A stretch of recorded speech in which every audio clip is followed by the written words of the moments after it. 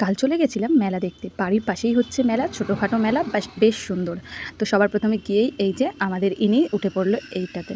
তো এটাতে খেলা টেলা করলো, নামতে কিছুতেই চাইছিল না। তারপর অনেক জোর জবরদস্তি করে নামানো হলো।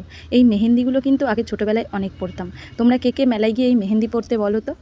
এরপর আমরা এখান থেকে মোমো খেয়ে নিয়েছিলাম। স্টিম মোমো নিয়েছিল 50 টাকা। মোমোটা মোটামুটি খেতে বেশ ভালোই ছিল।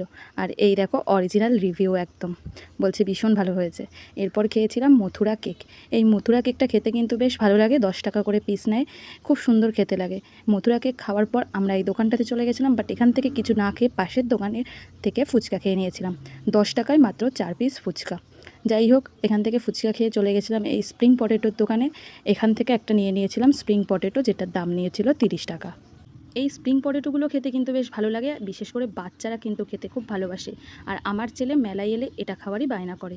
এখান থেকে খাওয়া দাওয়া করে টুকটাক কিছু কেনাকাটা করে নিয়েছিলাম। আর সবশেষে মেলায় পাঁপড়, মেলার একটা মেন আকর্ষণই কিন্তু পাঁপড়। যাই হোক, এই দাদু পাঁপড় ভাজছিল, এখান থেকেই 8 টাকা দিয়ে একটা পাঁপড় কিনে নিলাম। এরপর বাড়ি ফেরার সময় মেলা থেকে নিয়ে নিয়েছিলাম বাদাম। মেলায় গেলে বাদাম, জিলিপি এগুলো তো নিতেই হবে বলো। সবশেষে এই কোল্ড ড্রিঙ্কসটা খেয়ে সব কিছু হজম করে নিলাম।